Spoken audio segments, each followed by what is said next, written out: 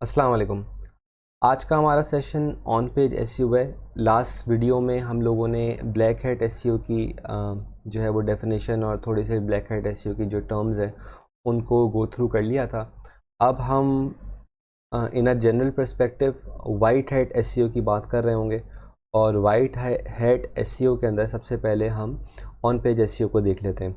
तो on page SEO और of page SEO को मैंने इन द पास्ट एक थोड़ी सी डिस्क्रिप्टिव मैनर में आप लोगों को बता दिया था कि ऑन पेज एसईओ में क्या क्या चीज़ें आती हैं और ऑफ पेज एसईओ में क्या क्या चीज़ें आती हैं। तो इस सेशन में हम लोग in detail on page SEO की जो भी एस्पेक्ट्स हैं उनको हम डिस्कस कर लेंगे। तो just to go through the definition again, on page SEO is the practice of optimizing your website and web pages to make them rank in search engines। अच्छा, ऑलमोस्ट एवरीथिंग जो आप in the terms of SEO कर रहे हैं अपनी website के ऊपर वो कहलाती है ऑन पेज एसईओ। अब इसमें आप अपने मेन वेबसाइट के लैंडिंग पेजेस पे अगर एसईओ की पर्सपेक्टिव से काम कर रहे हैं तो वो भी ऑन पेज एसईओ में फॉल करेगा। आप अगर अपने ब्लॉग के ऊपर काम कर रहे हैं तो वो भी एसईओ पे फॉल करेगा। ई कॉमर्स से रिलेटेड अगर आप बात करें तो अगर आप अपने प्रोडक्ट डिस्क्रिप्शंस को एसईओ ऑप्टिमाइज़ कर रहे हैं तो वो भी ऑन पेज एसईओ के अंदर फॉल करेगा। ऑल इन ऑल आपको मेक श्योर ये करना है एज एन एसईओ कि आपके सारे वेब पेजेस एसईओ ऑप्टिमाइज्ड हों और मोस्ट इम्पॉर्टेंटली आपके लैंडिंग पेजेस जो हैं वो सबसे पहले ऑप्टिमाइज हों on in terms of SEO. तो उसमें हम ऑन पेज एसईओ में हम देखते हैं कि क्या क्या चीज़ें जो हैं वो मैटर करती हैं। सबसे पहले कीवर्ड्स आर इम्पॉर्टेंट। ये एक ग्राफ आपके सामने आ रहा है। ये आई गेस 1 और 10 मिलियन वेब पेजेस के डेटा को कलेक्ट करके ये चीज़ जो है वो बनाई गई है और इसमें ये based on their keywords used उनकी रैंकिंग्स जो है वो बता रहा है कि कीवर्ड्स के हवाले से कि जब जितनी दफ़ा कीवर्ड्स यूज़ किए जा रहे हैं उन वेबसाइट्स की कितनी जो है वो रैंकिंग्स इम्प्रूव हो रही हैं। तो ये जो 1 से लेके 10 आपको एक्स एक्सिस पे दिख रहा है वो बेसिकली रैंकिंग नंबर है। तो 1 बीइंग हाईएस्ट मतलब जो फर्स्ट आपका जो है वो फर्स्ट रैंकिंग है। तो proper placed keywords play a vital role in better web page rankings. तो ये तो आपको जो रूल है ये अपने पल्लू से बांध के रखना है कि सबसे इम्पॉर्टेंट आपके लिए एसईओ पर्सपेक्टिव से यही है कि आपको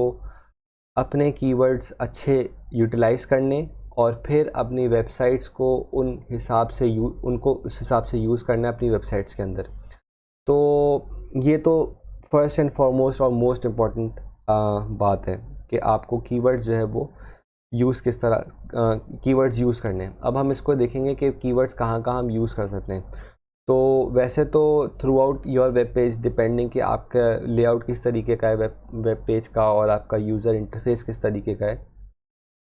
आप जो है वो बहुत सारे जो है वो एस्पेक्ट्स होते हैं जहाँ पे आप कीवर्ड्स को यूटिलाइज़ कर सकते हैं। बट अगर हम इसको एक जनरल एस्पेक्ट में देखें तो एक वेब पेज के ऊपर ये 4 जगहें होती हैं जहाँ पे कीवर्ड्स की यूटिलाइजेशन हो सकती है। सबसे पहले होता है टाइटल, उसके बाद उसकी मेटा डिस्क्रिप्शन, हेडिंग्स और बॉडी। इनको हम इन डिटेल देख लेते हैं कि किस तरीके से ये यूज़ हो रहे होते हैं। तो आपके सामने मैंने ये एक एग्जांपल के तौर पे एक स्क्रीनशॉट शेयर करा हुआ है। ये इस ब्लॉग का टाइटल है और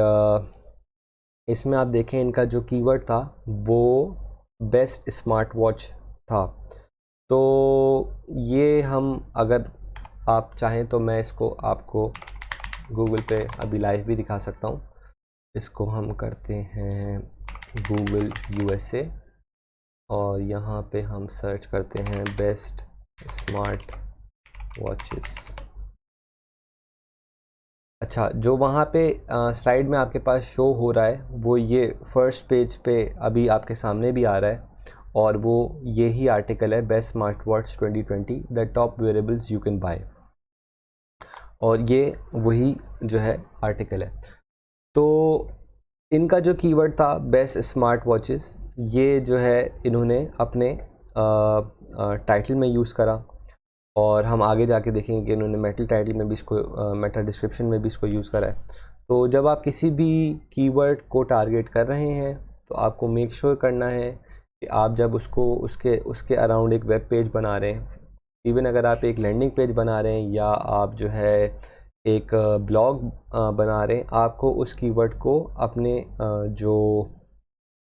रिस्पेक्टिव वेब पेज है उसके अंदर यूज़ करना है। इन्होंने एक ब्लॉग लिखा था बेस्ट स्मार्ट वॉच के हवाले से, और उन्होंने ऑब्वियसली उस टाइटल के अंदर इस कीवर्ड को यूटिलाइज़ करा है। तो make sure you to include your targeted keyword in the title of your web page. अच्छा जी, तो नेक्स्ट आता है meta description. Meta description is the second most important thing after title, और इसमें मैं जो आप लोगों को चीज़ सबसे पहले समझाऊंगा वो है मेटा डिस्क्रिप्शन क्या है। मेटा डिस्क्रिप्शन इट्सेल्फ आपको जो है वो जब आप कोई भी कंटेंट बना रहे हैं तो वहाँ पे आपको शो नहीं हो रहा होता। मेटा डिस्क्रिप्शन जो है वो गूगल खुद से जो है वो एक्वायर कर रहा होता है अगर आपने इसको प्री डिफाइन नहीं करा हुआ। मेटा डिस्क्रिप्शन कहाँ से दिख रहा होता है? जब आप कोई भी चीज़ सर्च करते हैं, फॉर इंस्टेंस अगर आप खुद भी अगर इस चीज़ को अभी देखना चाहें, अगर आप बेस्ट स्मार्ट वॉचेस सर्च करेंगे गूगल के ऊपर, तो टाइटल के बिल्कुल नीचे जो एक छोटी सी डिस्क्रिप्शन आ रही होगी वो कहलाती है मेटा डिस्क्रिप्शन। अच्छा, इन मैनी केसेस अगर आपने इसको प्री डिफाइन नहीं करा हुआ तो Google automatically from the first fold और या first paragraph of your content वो मेटा डिस्क्रिप्शन खुद से जो है वो एक्वायर कर लेगी। और क्योंकि आपने इसको प्री डिफाइन नहीं करा हुआ होगा तो इन मैनी केसेस वो इट वोंट मेक सेंस कि जो है वो आपके टाइटल से जो है वो मैच कर रही हो। तो ये चीज़ आपको दिमाग में रखनी है कि जब आप कोई भी वेब पेज के ऊपर काम कर रहे हैं, अगर वो कीवर्ड से रिलेटेड है तो आपको यही जो है वो दिमाग में रखना है कि जब आप अपना कीवर्ड उसके अंदर इनकॉर्पोरेट कर रहे हैं तो आपको मेटा डिस्क्रिप्शन भी उसकी जो है वो ख़ुद से जो है वो बनानी है। आपके सामने ये एग्जांपल भी आ रही है कि इनका जैसे जो हम लोगों ने जिस ब्लॉग की हम बात कर रहे थे कि उनका जो मेटा डिस्क्रिप्शन है वो किस तरीके का है। This definitive ranking of the very best smart watches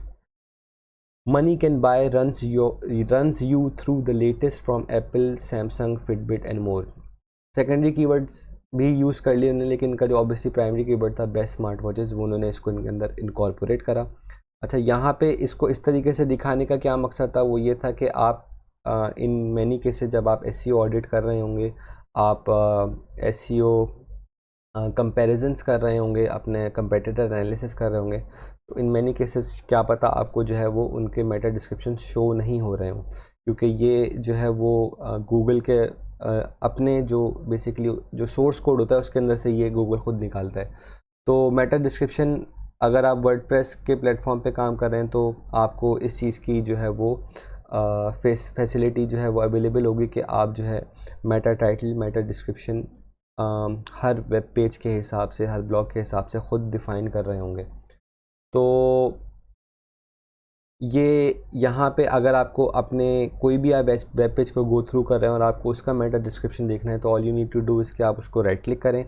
और वहाँ से उसका व्यू पेज सोर्स के ऊपर जाएं। जैसे आप पेज सोर्स पे जाएंगे आपको एक काफ़ी बड़ा सा जो है वो कोडेड फॉर्म में एक पेज शो होने लगेगा। वहाँ पे आपको बस कंट्रोल फाइंड करना है और वहाँ पे आप डिस्क्रिप्शन सर्च करेंगे। तो जैसे आप डिस्क्रिप्शन सर्च करेंगे तो आपके सामने भी इसी तरीके की कुछ जो है वो शो हो जाएगा। ये बहुत एक अच्छा तरीका होता है मेटा डिस्क्रिप्शंस पता करने का, कीवर्ड्स पता करने का, H1 टैग्स जो हम आगे भी देखेंगे भी, सारे टैग्स, मेटा डिस्क्रिप्शंस, टाइटल, ये सारी इन्फॉर्मेशन आपको यहाँ से मिल सकती है। तो मेटा डिस्क्रिप्शन की ये तो है एक छोटी सी डेफिनेशन। और ऑब्वियसली जब कीवर्ड्स की बात हो रही है तो टाइटल के बाद जो सेकंड मोस्ट इम्पॉर्टेंट थिंग है वो है कि आप अपने कीवर्ड को मेटा डिस्क्रिप्शन के अंदर भी यूज़ करें। अच्छा, इन टर्म्स ऑफ गूगल ये चीज़ इसलिए वैल्यू कर रही होती है कि गूगल आपको इस चीज़ को वैल्यू दे रहा होता है कि जो इंटेंडेड कीवर्ड है वो आपके कंटेंट के अंदर आ रहा है। सेकेंडली इसका फ़ायदा ये होता है कि जब कोई भी यूज़र किसी कीवर्ड को सर्च करता है तो वो कीवर्ड एक पर्टिकुलर कंटेंट के अंदर जितनी दफ़ा भी आ रहा होगा वो ऑटोमेटिकली गूगल उसको बोल्ड कर देगा। तो अगर आपका कीवर्ड टाइटल में भी आ रहा है और आपका कीवर्ड डिस्क्रिप्शन में भी आ रहा है तो वो ऑटोमेटिकली बोल्ड हो जाएगा। तो वो यूज़र को एक अच्छा जो है वो इसका इमेज जाता है कि जो चीज़ मैं सर्च कर रहा हूँ वो इनके पास उसकी इन्फॉर्मेशन है। अब उसको आप किस तरीके से अपने कंटेंट का पार्ट बनाते हैं, आप अपनी डिस्क्रिप्शन किस तरीके से अट्रैक्टिव बनाते हैं, वो फिर दैट्स योर ओन जॉब कि आप कीपिंग इन माइंड कि आप अपने कीवर्ड को किस तरीके से इनकॉर्पोरेट कर रहे हैं, एट द सेम टाइम उससे यूज़र को किस तरीके से एक्वायर कर रहे हैं। तो ये एक अलग सी उसके ऊपर बात हो सकती है, बट ये है कि आपको यूज़ इसको ज़रूर करना है। फिर आप इसमें ट्रायल एंड टेस्ट कर सकते हैं कि क्या चीज़ आपके लिए ज़्यादा बेहतर वर्क कर रही है। बट कंसिडरिंग के एसईओ पर्सपेक्टिव से हमें इसको यूज़ जो है वो ज़रूर करना है। और इसमें एक चीज़ और यहाँ पे आपको मेंशन हो रही है 160 कैरेक्टर्स। तो आपको जो भी आप मेटा डिस्क्रिप्शन बना रहे हैं डिपेंडिंग ऑन कि आप किस वेब पेज के ऊपर काम कर रहे हैं, किस प्रोडक्ट के ऊपर काम कर रहे हैं, तो आपको अपने कीवर्ड को इसके अंदर ही इनकॉर्पोरेट करना है कि आप अपने कीवर्ड को भी इसके अंदर यूज़ कर रहे हैं और आप उससे एक रीडेबल फॉर्मेट जो है एक डिस्क्रिप्शन भी बना रहे हैं जो कि इवेंचुअली यूज़र्स गो थ्रू कर रहे होंगे। नेक्स्ट हमारे पास आते हैं H1 टैग्स। H1 टैग्स आप इनको मेन हेडिंग्स कंसिडर कर सकते हैं या आप इनको मेन टाइटल्स कंसिडर कर सकते हैं। और ये भी सिमिलर टू मेटा डिस्क्रिप्शन, अगर आपने ये डिफ़ाइन किए हुए हैं तो वेल एंड गुड, अगर नहीं किए हुए तो in that case Google automatically आपका जो टाइटल है उसको H1 टैग जो है वो कंसिडर कर लेगा। और वो जो H1 का बेसिकली उनका जो एल्गोरिथम है उसके अंदर वो इस चीज़ को डिप्लॉय कर देगा कि इनका जो टाइटल है वो ही जो है इसका H1 टैग है। तो वर्डप्रेस की अगर हम बात करते हैं तो वर्डप्रेस में ये सारी चीज़ें जो हैं आप ख़ुद से इन चीज़ों को असाइन कर सकते हैं कि आप अपने जो हेडिंग्स हैं या सब हेडिंग्स हैं उनके अंदर उनको आप ख़ुद से जो है वो बना सकते हैं और H1 टैग्स खुद से सेट कर सकते हैं। तो यहाँ पे इनके केस में आप देखें कि जो H1 टैग है वो आपका नीचे शो हो रहा है। अगर मैं इसको जो है best smart watches 2020 the top wearables you can buy, ये है इनका H1 टैग। इनके केस में इन्होंने टाइटल में इसको सेम रखा है, आप इसको चाहें तो जो है वो चेंज भी कर सकते हैं। ये this is different than your main title, but आप इसको सेम भी रख सकते हैं, आप इसको चेंज भी कर सकते हैं। द मेन पॉइंट इज़ कि आपको अपने कीवर्ड को इसके अंदर यूटिलाइज़ करना है। अच्छा, एक चीज़ इसमें जो मुझे आप लोगों को और समझानी है वो ये समझानी है कि आप इसमें देखें कि यहाँ पे ये आर्टिकल फर्स्ट पेज पे रैंक हो रहा है, फर्स्ट रैंकिंग पे रैंक हो रहा है, लेकिन अगर आप यहाँ पे देखें तो इस पे लिखा हुआ आ रहा है 7 डेज़ अगो। तो ऐसा बिल्कुल भी नहीं है, ये आप चीज़ बिल्कुल भी ऐसा ना समझें कि ये आर्टिकल 7 दिन पहले लिखा गया था और 7 दिन के अंदर ये फर्स्ट रैंकिंग पर आ गया है। ये आर्टिकल कोई 3 या 4 साल से लिखा जा रहा है और रेगुलरली अपडेट किया जा रहा है, और ये अपनी रैंकिंग्स को मेंटेन करने की एक मेथडोलॉजी होती है कि जिसके अंदर आपके जो आर्टिकल्स रैंक्ड हो गए हैं, in order to maintain their rankings आप उनको कॉन्स्टेंटली अपडेट कर रहे होते हैं। ये स्मार्ट वॉचेस का आर्टिकल आज से 3 साल 4 साल पहले लिखा गया होगा और उस वक्त उस टाइम की स्मार्ट वॉचेस को इसके अंदर इंक्लूड किया गया था। With the passage of time उसके अंदर न्यू अपडेट्स आती रही, इन्होंने नई वॉचेस को इंक्लूड करते रहे, पुराने को निकालते रहे और इसको अपडेट मेक श्योर करा कि इसको अपडेट रखें। तो ये बेसिकली यहाँ पे 7 डेज़ अगो आ रहा है, ये लास्ट अपडेट है इस आर्टिकल की। तो ये आपको इस चीज़ को भी बेसिकली जो है प्रोमोट कर रहा है और इस चीज़ को समझाना चाह रहा हूँ जो मैं, वो ये कि आपको अपने आर्टिकल्स जो आपके प्राइमरी कीवर्ड आर्टिकल्स हैं जिनको आपको मस्ट रैंक कराना है, you have to make sure कि वो in terms of on page SEO तो हम ये सारी चीज़ें बात कर ही लेंगे, बट आपको ये भी मेक श्योर करना है कि आप उनको रेगुलरली अपडेट कर रहे हैं। इसके लिए आप अपने कंटेंट कैलेंडर में जो है वो सेट भी कर सकते हैं चीज़ें जो आपके टॉप पेजेस हैं कि आप उनको किस फ्रीक्वेंसी से रैंक कर रहे हैं, और सॉरी किस फ्रीक्वेंसी से अपडेट कर रहे हैं। तो डिपेंडिंग के वो किस नौइयत के आर्टिकल्स हैं, उनके अंदर किस किस टाइप से अपडेट्स की ज़रूरत है, आप उनको सेट करें और आप उनके अंदर जो है वो रेगुलर अपडेट्स करें। तो ये तो हो गई अपडेट्स के मुतालिक। बाकी यही कि H1 टैग्स जो हैं वो आपको इस तरीके से सेट करने, और H1 टैग्स के अंदर भी आपको अपने कीवर्ड को यूज़ करना है। अच्छा, नेक्स्ट आते हैं हमारे पास H2 and H3 tags. Content में हमने बात कर ली थी कि हमारे जो है वो हेडर किस तरह का होता है, बॉडी किस तरह की होती है, और एंडिंग किस तरह की होनी चाहिए, ये सारी चीज़ें। अगर आप इसको एसईओ पर्सपेक्टिव से बात करते हैं तो जब गूगल किसी भी चीज़ को के अंदर क्रॉलिंग करता है, उनका एल्गोरिथम या उनका जो बेसिकली स्पाइडर है वो जब क्रॉल करता है तो वो हर चीज़ को कोई ना कोई टैग दे रहा होता है। तो वो जो भी हेडिंग्स और सब हेडिंग्स हैं उनको H1 और H2 और H3 टैग्स और H4 टैग्स तक जो है वो टैग कर रहा होता है। तो आपको इन टर्म्स ऑफ एसईओ ये चीज़ दिमाग में रखनी है कि आप जो भी हेडिंग्स बना रहे हैं उनको आप टैग ज़रूर दें। इसको जो है ऑटोमेटिकली आप वर्डप्रेस की अगर मैं बात करता हूँ तो उसमें दो ऑप्शन होते हैं, विजुअल और टेक्स्ट। अच्छा, विजुअल में जो है आप वहाँ पे एक ऑप्शन होता है कि आप जो भी सब हेडिंग बना रहे हैं या मेन हेडिंग बना रहे हैं उसको आप वहाँ से सेट करेंगे तो वो ऑटोमेटिकली उसके अंदर उसको एक टैग असाइन कर देगा। अगर आप टेक्स्ट के ऊपर काम करते हैं तो उसके अंदर आपको मैनुअली, जैसे यहाँ पे पीछे कोड हुआ हुआ है जो है वो ब्रैकेट्स के अंदर, इस तरीके से आपको इसको कोड के थ्रू जो है नोटिफाई करवाना पड़ता है कि ये जो है मेरा H1 या H2 टैग है। तो यहाँ पे भी आप जो है जैसे देख रहे हैं कि ये एक इसी आर्टिकल की मैंने पिक्चर्स निकाली हैं कि उनका H2 टैग ये था, उनका H3 टैग ये था। तो इन टर्म्स ऑफ एसईओ आपको इस चीज़ को दिमाग में रखना है कि आप जो हैं वो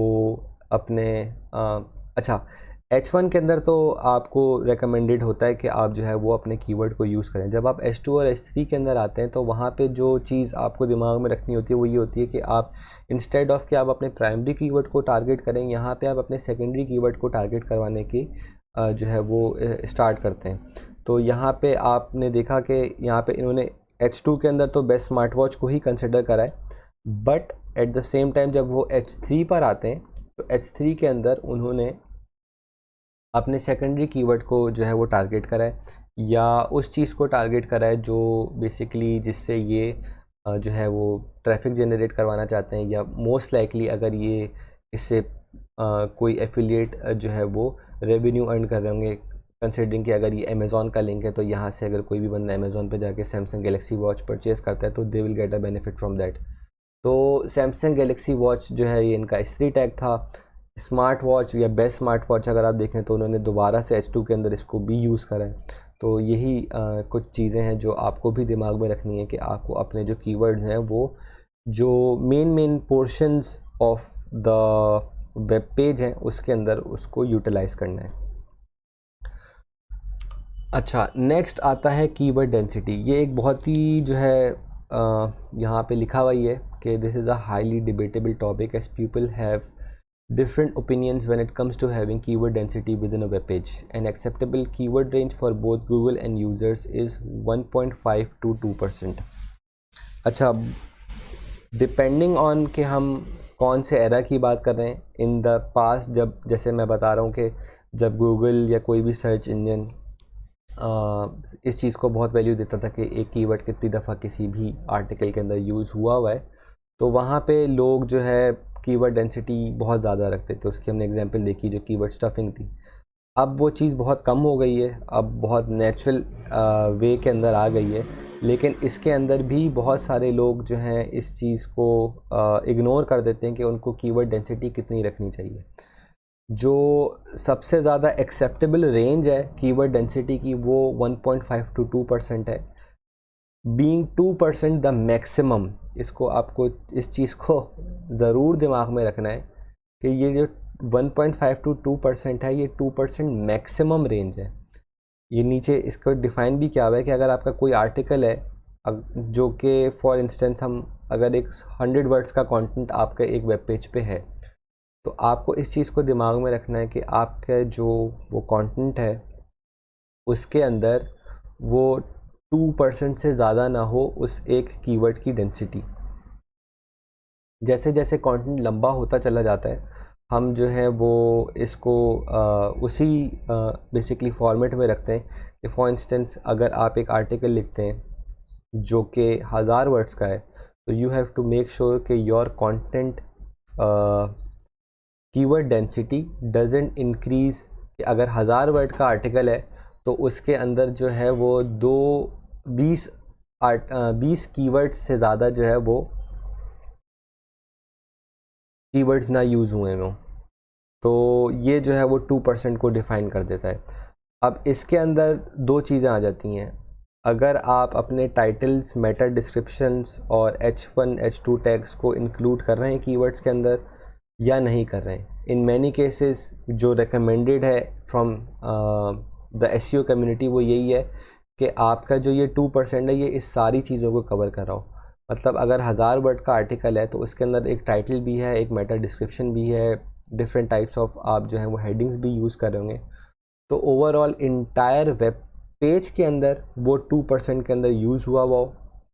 तो अगर आपने टाइटल के अंदर एक दफ़ा यूज़ कर लिया, मेटा डिस्क्रिप्शन में एक दफ़ा यूज़ कर लिया और आपने H1 टैग में एक दफ़ा यूज़ कर लिया, H2 टैग में एक दफ़ा यूज़ कर लिया, तो ये 4 दफ़ा आपने ऑलरेडी अपने कीवर्ड को यूज़ कर लिया। अब उस 1000 वर्ड के जो कंटेंट है उसके अंदर जो आप मज़ीद आपके पास रूम बचता है कीवर्ड डेंसिटी को यूज़ करने का, वो 16 दफ़ा बचता है। तो ये एक जो है वो इसका जो है वो मैक्सिमम लिमिट है जो हम कंसिडर करते हैं कि ये गूगल के एस्पेक्ट से भी एक्सेप्टेबल है और यूज़र के एंड से भी एक्सेप्टेबल है कि वो इस चीज़ को ना वो करे कि यार ये तो जो है वो कीवर्ड स्टफिंग बहुत हुई हुई है और एक ही कीवर्ड को बार बार यूज़ किया हुआ है।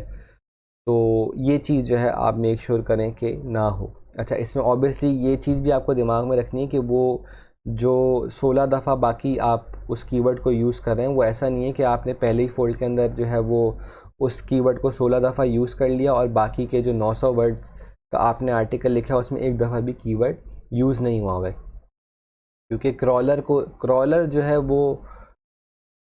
शुरू से लेके एंड तक आपके आर्टिकल को देखेगा और वो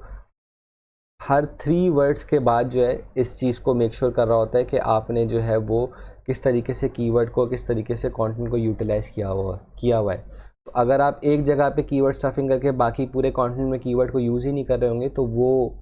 आप गूगल को जो है वो घुमा नहीं सकते इस चीज़ के अंदर। आपको उसको एक स्टेडी फ्लो में और एक कंसिस्टेंट वे में जो है वो इस कीवर्ड को यूज़ करना पड़ेगा। अच्छा, नेक्स्ट हमारे पास आता है ऑन पेज एसईओ के अंदर इंटरनल लिंकिंग की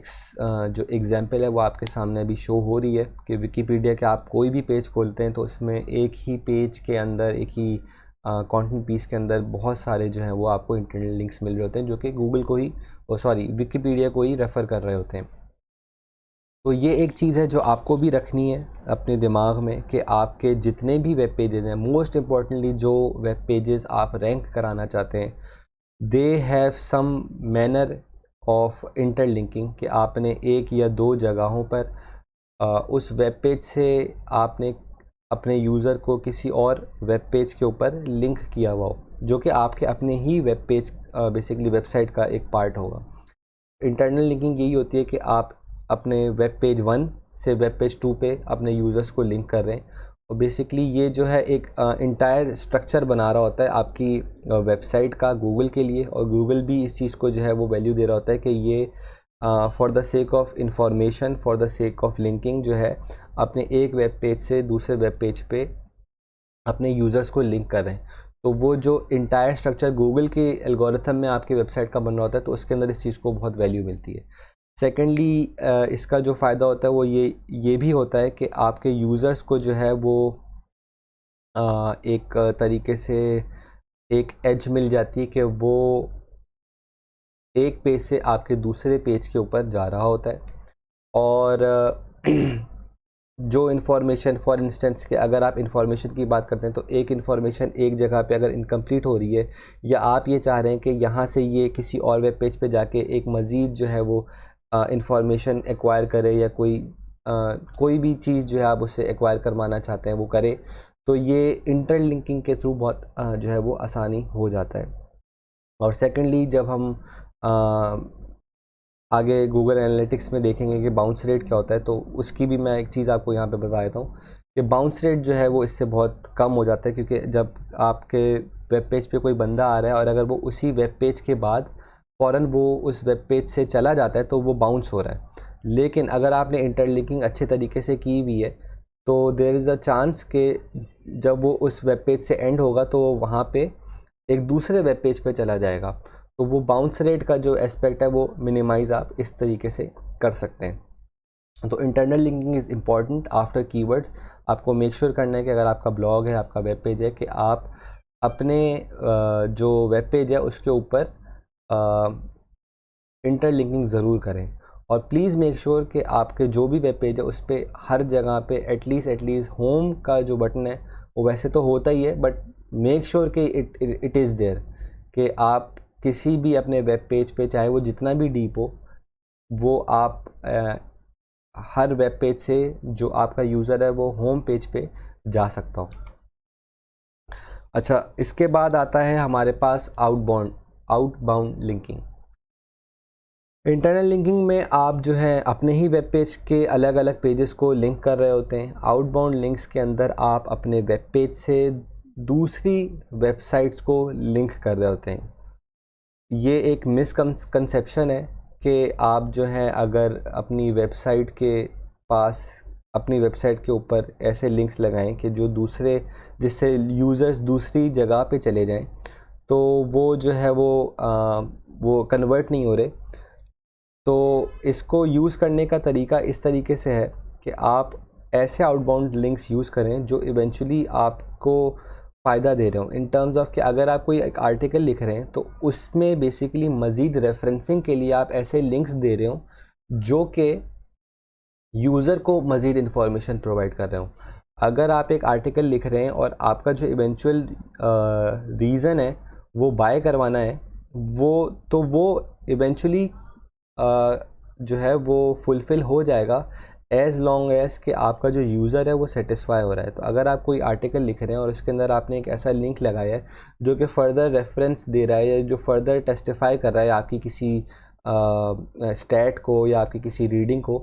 तो यूज़र को एक अच्छा इंप्रेशन पड़ता है कि ये जो बात कर रहे हैं ये on the basis of reference है। And at the same time Google इस चीज़ को वैल्यू दे रहा होता है कि ये जो चीज़ की बात कर रहा है ये इसको रेफरेंस दे रहा है इस वेबसाइट से, और ये इसको जो है गूगल इस तरीके से स्ट्रक्चर कर रहा होता है कि ये किस इंडस्ट्री के अंदर जो है वो फॉल करें। क्योंकि आप ऑब्वियसली अगर किसी वेब पेज को लिंक कर रहे हैं तो वो वेब पेज उसी इंडस्ट्री का पार्ट होगा, या वो जो डोमेन है वो उसी इंडस्ट्री के अंदर फॉल कर रहा होगा जिसके अंदर आप हैं, वरना आप उस टाइटल या उस टॉपिक के ऊपर बात क्यों करेंगे। ऑब्वियसली जब आप इस तरीके से आउटबाउंड लिंक्स जो है वो यूज़ कर रहे होंगे तो गूगल फर्दर आपकी वेबसाइट को जो है एक कैटेगरी में फॉल कराने में जो है उसको आसानी होगी कि ये अगर इस वेबसाइट को लिंक कर रहा है तो दिस मस्ट मीन कि आपकी जो वेबसाइट है वो भी इसी टॉपिक के अराउंड रिवॉल्व कर रही है। तो this is the second most important thing internal linking के बाद, कि आप आउटबाउंड लिंक्स ज़रूर जो है वो यूज़ करें। कतई मतलब ये नहीं है कि आप बहुत सारे आउटबाउंड लिंक्स यूज़ करें और आप अपने पेज को विकिपीडिया बना दें, आपका ये इंटेंशन नहीं है, बट एक एटलीस्ट आउटबाउंड लिंक आप अपने जो है वो उसके ऊपर ज़रूर दें। अगर आप आर्टिकल्स की बात करते हैं तो आर्टिकल्स में it's a must. Landing pages, product description, वहाँ पे इन चीज़ की ज़रूरत नहीं होती, बट एज़ लॉन्ग एज़ कि आपका जो वेब पेज का जो इवेंचुअल मकसद है वो इन्फॉर्मेशन प्रोवाइड कराना है, वहाँ पे अगर आप आउटबाउंड लिंक्स यूज़ कर रहे हैं तो it's a really big ranking factor in terms of Google. अच्छा, नेक्स्ट हमारे पास आता है यूआरएल ऑप्टिमाइजेशन। ये एक निगलेक्टेड चीज़ है जो लोग नहीं करते, कि वो अपने यूआरएल को ऑप्टिमाइज़ नहीं करते। आपको अगर आप कोई भी कीवर्ड टारगेट कर रहे हैं तो आपको मेक श्योर यही करना है कि आपके जो URLs हैं वो प्रिसाइज हों और उनके अंदर जो है वो ये आपका अल्लाह भला करे जो कीवर्ड्स हैं वो प्रॉपरली यूज़ हुए हों। इसमें सबसे जो रूल ऑफ थंब है वो यही होता है कि आपके जो URLs हैं वो लंबे नहीं होने चाहिए, उनके अंदर कोई कैरेक्टर्स नहीं होने चाहिए, उनके अंदर कोई नंबर्स नहीं होने चाहिए। जो भी आपके URLs हैं वो प्रिसाइज हों। अगर आप ब्लॉग्स की बात करते हैं तो उनके अंदर टाइटल्स हों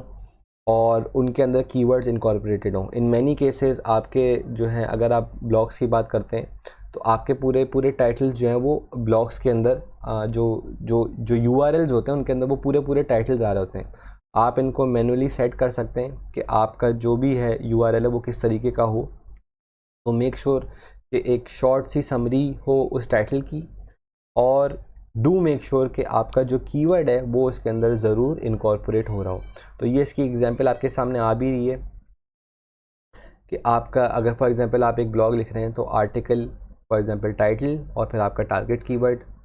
इस तरीके से आपका होना चाहिए, और किस तरीके से नहीं होना चाहिए वो आपके सामने उसकी भी एग्जांपल आ रही है। तो ये एक बहुत ही छोटी सी चीज़ है जो लोग अक्सर इग्नोर कर देते हैं, but in terms of Google इसको बहुत वैल्यू दी जाती है। और आप आगे जो भी अपने प्रोजेक्ट्स पे काम करें तो प्लीज़ मेक श्योर कि अगर आप किसी लैंडिंग पेज या किसी भी पेज जो कि आप जिसका मकसद आपके लिए रैंकिंग्स अचीव करवाना है, तो डू मेक श्योर कि उसके जो URLs हैं वो सही से सेट हुए हैं, एंड इन दैट केस के वो उनके ऊपर जो है वो आपके जो कीवर्ड है, प्राइमरी कीवर्ड जो है वो ज़रूर जो है वो यूज़ हुआ है। अच्छा, इसके बाद कुछ टिप्स हैं जो मैंने यहाँ पे ऐड कर दी थी इन टर्म्स ऑफ कि आपको कीवर्ड्स किस तरीके से यूटिलाइज़ करने चाहिए। तो ये आपके सामने आ रही हैं। Using your keyword in the first 150 words of the page content in terms of blog article या इवन प्रोडक्ट डिस्क्रिप्शन। आप इस चीज़ को जो है वो यूटिलाइज़ कर सकते हैं कि आप जो है वो अपने कीवर्ड्स को, प्राइमरी कीवर्ड को मोस्ट इम्पॉर्टेंटली फर्स्ट फोल्ड इसको कहते हैं, हम फर्स्ट फोल्ड के अंदर इसको यूज़ कर लें। आपके टाइटल में और मेटा डिस्क्रिप्शन वो उसमें तो आना ही आना है, लेकिन जहाँ से आपका बेसिकली कंटेंट स्टार्ट हो रहा है उसके अंदर आप इस चीज़ को ज़रूर मेक श्योर कर लें कि आपका जो कीवर्ड है वो फर्स्ट 100 to 200 वर्ड्स के अंदर यूटिलाइज़ हो रहा हो। मैंने इसीलिए 150 यहाँ पे लिखा है कि आप 150 वर्ड्स के अंदर एक अच्छा सा अमाउंट ऑफ इंफॉर्मेशन यूज़र को प्रोवाइड कर देते हैं कि ये आर्टिकल किस बारे में, और उसके अंदर एक कीवर्ड को यूटिलाइज़ करना बहुत बहुत आसान हो जाता है। Using your keyword in the start of your title, जैसे आपने देखा इसमें हमने जो एग्जांपल ली थी बेस्ट स्मार्ट वॉचेस की, तो इस बेस्ट स्मार्ट वॉच उनका कीवर्ड था और दे मेड श्योर कि उनका जो कीवर्ड है वो सबसे पहले आ रहा है। तो बहुत सारे ऐसे केसेस होते हैं जिसमें आपके कीवर्ड्स एक टाइटल के अंदर एंड में आ रहे होते हैं। तो इसका कोई हार्ड एंड फास्ट रूल नहीं है ये कि आप अपने कीवर्ड्स को ज़रूरी की जो है वो टाइटल के स्टार्ट में यूज़ करें। बट अगर आप कोई भी ब्लॉग के ऊपर काम कर रहे हैं, कोई आर्टिकल के ऊपर काम कर रहे हैं जिसके अंदर आप अपने कीवर्ड को यूटिलाइज़ कर रहे हैं, तो ट्राई एंड मेक श्योर कि आपका कीवर्ड जो है वो शुरू में आ सके टाइटल के। अगर नहीं आ रहा और इट डजेंट मेक सेंस तो please don't use it, but if you can and it looks readable and it's completely in a natural way, तो please start using your keyword in the initial part of your title. इसके बाद using modifiers, इसकी हमने content में I think so बात करी थी कि आपको किस तरीके से अपने कंटेंट के टाइटल्स को कैची बनाना चाहिए या उनके अंदर किसी तरीके से इस तरीके से वैल्यू प्रोवाइड करवानी चाहिए। तो यूजिंग मॉडिफायर्स में बेस्ट, जैसे स्मार्ट वॉचेस की आपने अभी देख ही लिया कि बेस्ट स्मार्ट वॉचेस या टॉप 10 रिव्यू के अंदर आप पूरा एक पर्टिकुलर रिव्यू कर लेते हैं किसी एक प्रोडक्ट का या किसी भी चीज़ का गाइड, इस टाइप की बहुत सारी चीज़ें जो है आप कीवर्ड के साथ साथ अपने टाइटल के अंदर यूज़ करें, because it's helpful in terms of for the user, और गूगल भी इसको बहुत वैल्यू देता है। इसकी सबसे अच्छी जो एग्जांपल है वो यही है कि अगर आप जैसे कोई भी ब्लॉग लिखते हैं जिसमें आप टॉप 10 की बात करते हैं और अगर आप वो इवेंचुअली जो है उस पर रैंकिंग्स अचीव कर लेते हैं तो there is a really good chance कि आप उस पर ज़ीरो रैंकिंग अचीव कर लें। तो उसमें होता ये है कि जब आप टॉप 10 की बात करते हैं तो वो जो टॉप 10 चीज़ें आपने अपने ब्लॉग में बताई हुई होती हैं वो गूगल ऑटोमेटिकली उनको जो है वो लिस्ट डाउन कर देता है गूगल के सर्च रिजल्ट्स के अंदर। तो इस टाइप के जो आर्टिकल्स होते हैं जिसके अंदर आप जो है वो लिस्टिकल्स प्रोवाइड कर रहे होते हैं और वो in a form of a number कुछ चीज़ों को जो है वो डिस्कस कर रहे होते हैं, तो ये बहुत जो है इनकी वैल्यू ज़्यादा होती है इन टर्म्स ऑफ एसईओ।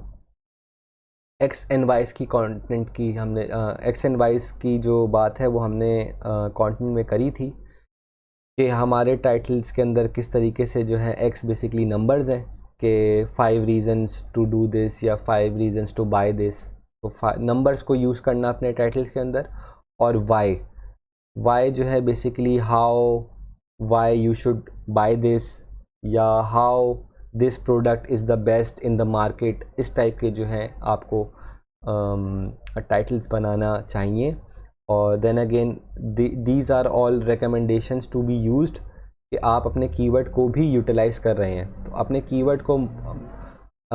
को यूटिलाइज़ कराने के साथ साथ इन चीज़ों को अगर आप यूज़ करेंगे तो वो एट द सेम टाइम कि वो यूज़र एंड से बहुत जो है एक वैल्यू प्रोवाइड कर रहे होंगे कि यूज़र बहुत इन चीज़ों को इंट्रीगिंग समझता है और जो आपका क्लिक थ्रू रेट है उनसे बढ़ता है। ऑब्वियसली गूगल भी इन चीज़ों को जो है वो वैल्यू देता है। फ्रीक्वेंट अपडेट्स की मैंने इन डिटेल आपको बता दिया कि अपडेट्स क्यों ज़रूरी हैं। अगर कोई भी आर्टिकल को आपको रैंक कराना है और आपको जो है उसकी रैंकिंग को मेंटेन करना है तो आपको मेक श्योर यही करना है कि उसके कंटेंट को आप रेगुलरली अपडेट करें। और ये एक ऐसी चीज़ है जो बहुत सारे लोग नहीं करते। वो ये समझते हैं कि अगर एक आर्टिकल हमने लिख दिया है, एक कंटेंट हमने ऑप्टिमाइज़ कर दिया इन टर्म्स ऑफ एसईओ, अब ये हमारा काम हो गया, अब जो है ये रैंक हो जाएगा कभी ना कभी, और बस हमें अब जो है वो ऑफ पेज पे या लिंक बिल्डिंग के ऊपर काम करना है। ऐसा बिल्कुल नहीं है।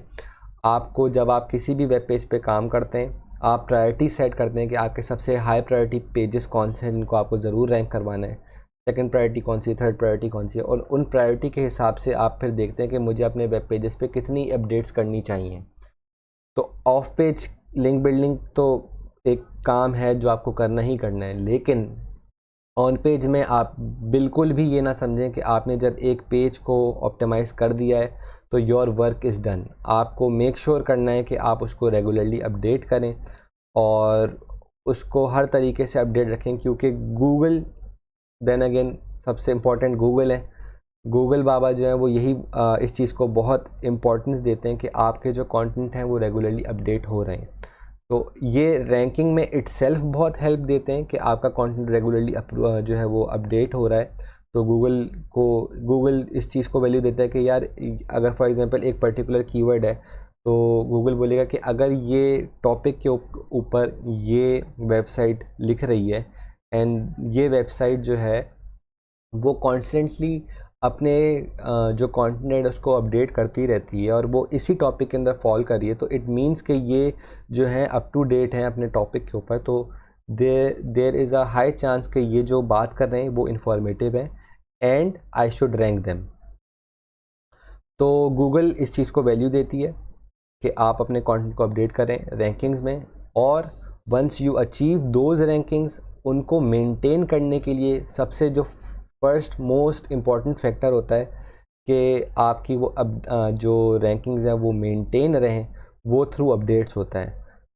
अपडेट्स में इस चीज़ को दिमाग में रखना है कि आपको अपने पूरे कंटेंट को चेंज नहीं कर देना है, आपको बस छोटी छोटी अपडेट्स करनी है। जैसे हमने स्मार्ट वॉचेस की बात करी तो हमने इस चीज़ को देखा कि वो smart watches in a gradual manner जो है वो चेंज हो रही हैं। तो आप हफ्ते के अंदर 1-2 हफ्ते के अंदर इस चीज़ को दिमाग में रख लें कि आप जो है वो कोई एक हेडिंग चेंज कर दें अगर उसके अंदर कोई अपडेट रिक्वायर्ड है, या अगर वो पिक्चर इन अ सेंस कि आपने कोई एक स्टैट्स की बात की हुई है जो 2019 का था, अब 2020 आ गया तो आपको उसके अंदर कोई अपडेट्स लानी ज़रूरी हैं तो आप उसको उस हिसाब से चेंज कर दें। और अगर आप सॉफ्टवेयर एज अ सर्विस की बात करते हैं तो आपके अंदर आपके क्लाइंट साइड पे अगर कोई अपडेट आई है तो you have to make sure कि वो अपडेट्स आपके कंटेंट में भी रिफ्लेक्ट कर रही हूँ। तो एनीथिंग कि आप जिससे आप अपने कंटेंट को अपडेट रख सकें। ओवरऑल कंटेंट रीडू बिल्कुल भी रिकमेंडेड नहीं है, वो आप इंस्टेंटली अपनी रैंकिंग लूज़ कर जाएंगे। But just to make sure कि गूगल इस चीज़ को दिमाग में रखे कि इन्होंने अपने कंटेंट को ये रेगुलरली अपडेट कर रहे हैं और उसके अंदर वन थिंग और दी अदर वो जो है वो ऐड कर रहे हैं। लास्टली, इन सारी चीज़ों के बाद हमें इस चीज़ को दिमाग में रखना है कि हम अपनी जो सर्च इंटेंट है उसको सेटिस्फाई करें। सर्च इंटेंट क्या है? सर्च इंटेंट ये है कि आपका जो यूज़र है वो क्या चीज़ सर्च करने के लिए आया था, उसने जब वो चीज़ सर्च करी उसके सामने क्या रिज़ल्ट्स आए, उन रिज़ल्ट्स के अंदर अगर उसको वो इन्फॉर्मेशन मिल रही है तो बहुत अच्छी बात है। अगर वो इन्फॉर्मेशन नहीं मिल रही है तो ये एक क्वेश्चन मार्क है आपकी रैंकिंग्स के ऊपर। आप ये सारी चीज़ें जो हमने डिस्कस करी हैं ये करते हैं, इसके साथ साथ आप जो है वो ऑफ पेज एसईओ भी करते हैं एंड इवेंचुअली इंशाल्लाह ताला आप वो जो रैंकिंग्स हैं वो अचीव कर लेंगे। लेकिन आप जब वो रैंकिंग्स अचीव कर लेंगे, क्योंकि इन जितनी चीज़ों में हमने बात की इनमें बहुत सारी चीज़ें जो है वो हमने गूगल पर्सपेक्टिव से बात की है, तो गूगल इन सारी चीज़ों को वैलिडेट करेगा। वो देखेगा कि इसके अंदर जो है वो कोई ब्लैक हैट एसईओ नहीं हुई, इसने कीवर्ड्स को सही तरीके से यूज़ करा, इसने टाइटल में यूज़ करा, इसने मेटा में करा है, इसका कंटेंट के अंदर वो कीवर्ड्स यूटिलाइज हुए हैं। बहुत सारे लोग जो हैं, बहुत सारी वेबसाइट जो हैं, अथॉरिटेटिव वेबसाइट्स इनको लिंक भी कर रही हैं, तो ये वेबसाइट जो है बिल्कुल सही है और ये जो कंटेंट पे बात कर रही है ये भी मेरे हिसाब से सही है और इसको रैंकिंग देनी चाहिए। तो गूगल आपको रैंकिंग तो दे देगा, लेकिन जब आपके पास ट्रैफिक आना स्टार्ट होगा, आपके पास यूज़र्स आना स्टार्ट होंगे एक पर्टिकुलर कीवर्ड पे, जब आपकी वेबसाइट रैंक करना स्टार्ट कर देगी, जब वो यूज़र आपकी वेबसाइट पे आ रहा है और वो जो भी कीवर्ड सर्च करके आ रहा है तो वो एक पर्टिकुलर इंटेंट लेकर आ रहा है कि यार ये कीवर्ड से मुझे क्या इन्फॉर्मेशन मिल सकती है। अगर वो इन्फॉर्मेशन आप प्रोवाइड करवा पा रहे हैं, अगर वो उसकी जो रिक्वायरमेंट है वो आप पूरी कर पा रहे हैं तो आप वो रैंकिंग्स मेंटेन कर पाएंगे। लेकिन अगर आप वो इन्फॉर्मेशन उसको प्रोवाइड नहीं कर पा रहे, वो जो इंटेंट है वो फुलफ़िल नहीं हो रही है, तो और वो यूज़र सेटिस्फाई नहीं हो रहा है आपकी इन्फॉर्मेशन से, तो वो ऑब्वियसली गूगल इस चीज़ को भी मॉनिटर कर रहा होगा और इवेंचुअली आपकी जो रैंकिंग्स हैं वो गिरना स्टार्ट हो जाएंगी। तो इस चीज़ को after all the things that you are doing जो एसईओ पर्सपेक्टिव से हैं, प्लीज़ मेक श्योर कि आपका जो सर्च इंटेंट है वो फुलफ़िल हो रहा हो। और ये देन अगेन वही बात है कि आप अपने जो कंटेंट है उसको नेचुरल रखें और उससे वो इन्फॉर्मेशन प्रोवाइड करवा पाएँ जो यूज़र जो है वो देखना चाह रहा है, पढ़ना चाह रहा है या सुनना चाह रहा है, डिपेंडिंग ऑन योर कंटेंट। तो ये सर्च इंटेंट का जो है वो बेसिकली मेन मकसद है। किस तरीके से पता चलता है कि गूगल को कि ये वेबसाइट जो है वो सही इन्फॉर्मेशन नहीं प्रोवाइड करी है, उसके बहुत सारे मेजर्स होते हैं, वो आप भी खुद देख सकते हैं अपने गूगल एनालिटिक्स के अंदर। हम गूगल एनालिटिक्स को इन डिटेल पढ़ेंगे आगे की कुछ वीडियोस में इंशाल्लाह, कि गूगल एनालिटिक्स को किस तरीके से हम देख सकते हैं कि यूज़र्स हमारी वेबसाइट पे आ रहे हैं, क्या कर रहे हैं, क्या नहीं कर रहे हैं, कहाँ से आ रहे हैं, कौन से प्लेटफॉर्म से आ रहे हैं। तो ये सारी चीज़ें हम वहाँ पे डिस्कस कर लेंगे। लेकिन जो सर्च इंटेंट को पता करने का तरीका है वो भी इसी तरीके से है कि आप ये देखते हो कि भाई मेरा बाउंस रेट क्या आ रहा है। अगर मेरा बाउंस रेट ज़्यादा है इसका मतलब ये कि मेरी वेबसाइट पे तो बंदा आ रहा है लेकिन वो वहाँ से दोबारा चला जाता है, तो इसका मतलब उसको वहाँ पे वो इन्फॉर्मेशन नहीं मिल रही है जो मैं उसको प्रोवाइड कर रहा हूँ, या मेरी इन्फॉर्मेशन में कुछ कमी है, या मेरा वेबसाइट में कुछ मसला है। तो ये bounce rate, click through rate, इनसे बहुत सारी चीज़ों की आपको इन्फॉर्मेशन मिल जाती है कि आपका जो है वो सर्च इंटेंट आपकी फुलफ़िल हो रही है या नहीं हो रही है। इसके साथ साथ जो है वो एवरेज पेज ऑन टाइम से आपको बहुत सारी चीज़ों का पता चल जाता है। अगर आपके वेबसाइट पे कोई बंदा आ रहा है, बाउंस रेट ज़्यादा, तो ऑब्वियसली आपको पता चल जाएगा कि भाई मेरी जो इंटेंट है वो फुलफ़िल नहीं हो रही है। लेकिन अगर बाउंस रेट कम है but at the same time average page on time कम है, तो उससे भी आपको ये चीज़ का अंदाज़ा हो जाएगा कि अगर आपने एक कंटेंट लिखा हुआ है जिसका एक नॉर्मल जो एस्टिमेट है आपके हिसाब से वो ये है कि इस पेज पे अगर एक बंदा आता है तो वो 1 मिनट लगाएगा मेरे इस इंटायर वेब पेज को व्यू करने में, बट वो जो यूज़र है, जो एवरेज पेज ऑन टाइम है आपका उस पेज का, वो 15 सेकंड है, 20 सेकंड। तो इसका मतलब यही है कि आपका जो यूज़र आ रहा है वो उस पूरे पेज को व्यू नहीं कर रहा, उसको वो इन्फॉर्मेशन नहीं मिल रही है। तो ये सारी चीज़ें इन डिटेल सर्च इंटेंट के बारे में हम गूगल एनालिटिक्स में भी इसको डिस्कस कर लेंगे कि किस तरीके से हम इन चीज़ों से पता लगा सकते हैं कि हमारे कंटेंट या हमारा जो वेब पेज है उसमें कौन कौन सी चीज़ें लैग कर रही हैं। तो बताने का मकसद यही है कि at the end of the day आप जब सारी चीज़ें एसईओ पर्सपेक्टिव से कर लें, प्लीज़ मेक श्योर कि आपका जो कंटेंट प्रोड्यूस हो रहा है, आप जो वेब पेज आपका बनकर सामने आ रहा है, उसके अंदर जो भी इंफॉर्मेशन है वो जो यूज़र सर्च इंटेंट है वो उसको फुलफ़िल कर रही है कि नहीं कर रही है। तो ये आप ख़ुद से भी देख सकते हैं, आप अपनी टीम के अंदर भी इस चीज़ को जो है वो गो थ्रू करवा सकते हैं कि भाई मेरी जो हम जिस प्रोजेक्ट पे काम कर रहे हैं उसमें हमारी जो भी रिक्वायरमेंट्स है वो fulfil in terms of the user perspective हम कर पा रहे हैं या नहीं कर पा रहे हैं। तो ये चीज़ें आपको एक अच्छी जो है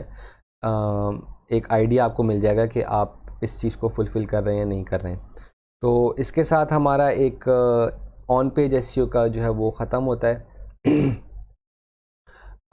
कुछ चीज़ें और हैं जो आगे चल के मैं इन डिटेल जो है वो जब मैं टूल्स की बात करूँगा उसमें भी आप लोगों को बता दूँगा। लेकिन जो है वो ओवरऑल जो एक ब्रॉड पर्सपेक्टिव में ऑन पेज एसईओ किस बारे में होती है वो हमने इस वीडियो के अंदर डिस्कस करा है। इंशाल्लाह नेक्स्ट वीडियो में हम जो है वो ऑफ पेज एसईओ या लिंक बिल्डिंग की बात जो है वो इन डिटेल करेंगे। तो इंशाल्लाह I will see you guys in the next video. अस्सलाम वालेकुम।